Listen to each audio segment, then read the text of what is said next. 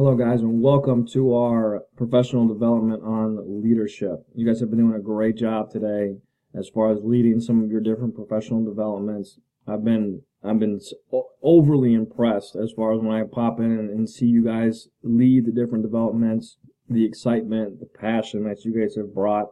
I cannot wait until you bring that same excitement and that same passion to the first day of school.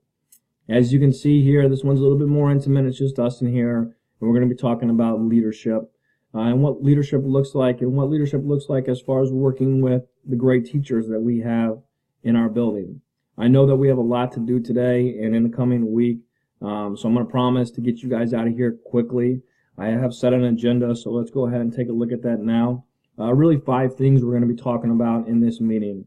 The number one is the so what. What is leadership? What does it look like? And why is it important? The second one, we are going to take a survey, which I had you guys pick up when you came in here. I know some of you guys have already been talking about it. Just put it off to the side now. We will get to that. The third thing is who are you? And I was kind of laughing about this earlier. I figured you guys wouldn't be answering this question today, but we are going to talk about who you are and kind of what is your style. The fourth thing is who are they? Who are the teachers that are in this building? And we do have some great teachers in this building that do a fantastic job with our students. And I'm really excited for you guys to get to know those teachers and start building relationships with those teachers. And then the last thing there, what do we do? And we will get to this, and it'll make sense towards the end there as far as diagnosing, prescribing, and timelines. So really, if you have any questions throughout, do not hesitate to ask. So we'll go ahead and get started here. The so what? You guys are in a position of leadership now. You've been hired for a reason. We think you're going to do a fantastic job, and you are going to do a great job. With leadership, you're now in a position of influence. And you guys have been influencers your whole life. You've influenced the students that you've taught and the different people that you've worked with. So really with influence, it's 3 pillars with me. It's credibility, trust, and strong relationships. With credibility, it's about sticking to what you say you're going to do, big or small. You have to follow through, just like our man down here is teaching to follow through with the basketball. You have to follow through with what you're going to say and what you're going to do. Some people will talk the talk, but we have to really walk the walk here. If you say you're going to meet with the teacher, go meet with that teacher. If a teacher's having a problem with the student and they expect you to take care of it, and then go back and follow through with that teacher and meet with them. But you have to stick to what you say you are going to do. You have to walk the walk up here. That second thing is trust. This is the big job. We wear a lot of hats. We do a lot of different things. You cannot do everything alone. You're not going to be able to do everything alone. I can't do everything. You guys can't do everything. But together, we can do everything. And together, we have to trust each other. And that trust will develop. I know I'm new to you, and you're new to me. But we will develop that trust as we go here. But we have to rely on each other, and we have to help each other out. That third thing is strong relationships as far as influence goes. If you want to have great influence, you have to build a strong relationship. And really, like I was saying earlier, we have great teachers in our room, in our school, and it's about building relationships with those teachers and with those students. Everything trickles back down to student learning, as you guys know. So if we can really start building foundational relationships with our teachers, then we can really peel back the layers of their instruction and really help them instructionally, so ultimately they help our students with learning. And then the 3 C's, collaboration, communication, and clarity. And these 3 C's all go together with each other. And it goes back to that teamwork as far as collaboration. We're going to help each other out throughout the year. If you have a question, ask it. There's no dumb question. So we'll collaborate. We'll help each other. Communication, we want to communicate with each other. If something's going on, let us know. Communicate through us here in this room, and you want to communicate with the teachers. And that communication needs to be clear. Yeah, we can communicate, but if the communication is not clear, then it's not doing its job. So let's just remember those 3 C's, collaboration, communication, and clarity. Okay, and the next thing here is knowing yourself. Who are you? And the importance of self-reflection. Obviously, thinking back to your teaching days, self-reflection was crucial in the classroom. What were we doing? What worked? What didn't work? How can we improve? What can we change? Do we need to change anything? And sometimes that reflection was happening from period to period. In between periods, you were adjusting on the fly. It's the same thing here up on the administration level. You really have to know yourself, and you really have to self-reflect. So to work on that self-reflection here, I am going to ask you to take that survey out here. The homework never stops. I'm going to give you guys a little bit of time here to fill out that survey. Fill out the survey, and then as soon as you're done, we'll talk about it here. So I'll give you a minute now. If you have any questions, let me know. It's pretty self-explanatory. Just go ahead and fill that out. Thank you. Okay, now, what does all this mean? Really, there's 3 supervisory styles, and you guys, through your survey there, you were able to see which one you had a higher percentage on, whether it was directive, collaborative, or non-directive. What you were does not matter. That's okay, and we'll get to that. But just kind of to explain the 3 different ones here.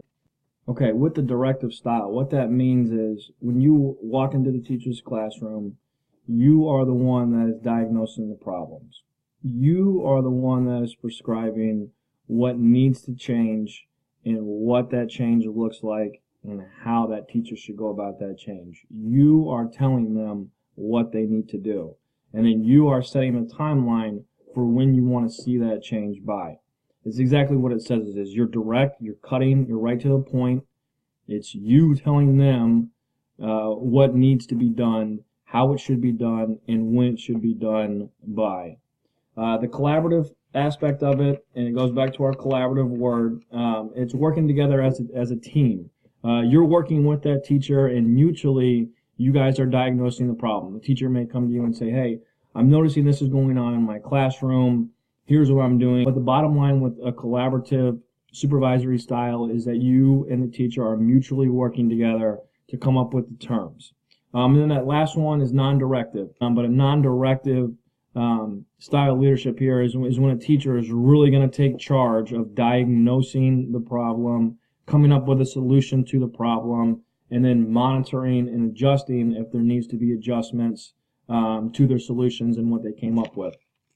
Okay, so now that you took the survey and you kind of found out where you fit, whether it was directive, collaborative, or non-directive. The thing with these things is you're naturally going to fit into one, which you saw, and you're going to be different than me, and that's fine. But what we have to remember is that we're here to serve our teachers and our students. Our style might not fit a scenario. You may be more non-directive as far as your survey goes, but you may be working with a teacher that you have to be directive with. And really the scenario and the situation is going to change and vary. This is where we have to be self-reflective and flexible. Okay, what can I do in this situation? What's going to work best in this situation? And you have to be flexible. You cannot just stick to one of the methods. You have to change it up based on the scenario, based on the style. And it's the same thing that we used to do in our classrooms. All of our students in our rooms were not uniform. They were all unique and they're all different in their own way. And we had to differentiate our instruction to meet our students' needs. It's the same thing as an administrator. You have to differentiate your supervisory style in order to meet the needs of the teacher. So how will we know which style to use? It's a great question. And before we can answer that question, we first must understand who our teachers are. If we have effective teachers or if they're marginally effective. With an effective classroom teacher, which you guys have all seen before, and many of you guys were those effective classroom teachers looking back on your years teaching. And really with an effective classroom teacher, you're going to have a teacher that identifies the problems. They know what the problem is in their classroom. They see it, they reflect on it, and they can really diagnose that problem. Once they diagnose the problem, they know how to generate the solutions, and they could go into their toolbox and pull out an instructional strategy to help them with the problem that they've diagnosed. And then they act on that solution. And then not only are they able to act on that solution, but then they're able to go back and they're able to self-reflect and see if that solution worked. And if it didn't, then they'll change it and they'll adjust it to fit their classroom environment. So that's really that effective classroom teacher. The second one we have is a marginally effective teacher. And this marginally effective teacher, they may not be able to recognize that there's a problem in their classroom. And this is where you may have to be more direct or more collaborative, working with that teacher to diagnose the problems that may be occurring in their classroom. And once or if they can diagnose that problem, they may not have the tools in their toolbox to properly fix the problem and come up with a solution. It may be difficult for them to make changes and then really do that self-reflection and adjusting on the fly. And here are some possible reasons why we have those marginally effective teachers. Maybe for lack of experience, lack of knowledge, difficulty solving problems, lack of awareness, and then the personal problems that come into work. There. All right, and secondly, you may have a teacher that has experience, that's knowledgeable, that knows how to solve difficult problems, has awareness skills, and doesn't have any personal problems that they bring to work. Theirs may just be a commitment thing. They're feeling burnt out. They're self-centered, saying, hey, this is how I'm going to do it. This is how I've always done it. Or they're unwilling to change, or they're fearful of change. And if you have these three things, then it could fall them back into that marginally effective teacher. Okay, so once you've identified if it's an effective teacher or marginally effective, then we have to go with the level of abstraction and what we need to do from our end. So if you have an effective teacher, they have a high level of abstraction. If you have a marginally effective teacher, you got a low level of abstraction. All right, abstraction, this is how well a teacher can do the following things. Identify that problem, generate a solution and act on a solution, and then monitor and adjust that solution. Okay, and then this is where we come in. All right, so what we must do is we must diagnose the problem. When we walk into a classroom or when we're working with a teacher, we must be able to diagnose that problem. What is effective, what's working, what's not.